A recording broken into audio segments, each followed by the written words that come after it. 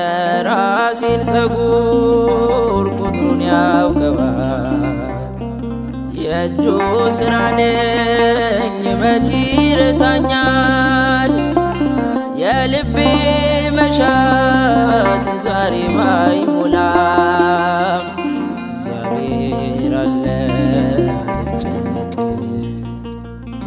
የራሴን ፀጉር ቁጥሩን ያውቀዋል።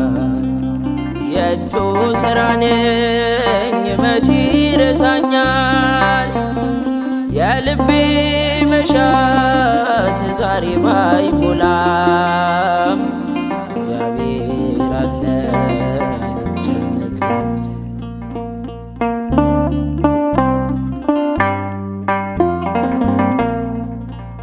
ስለ ምግብና ስለምለብሰው ብዙ ብጨነቅ ጥቅሙ ምንድነው? አበባን ለምድር ምግብን ለወፎች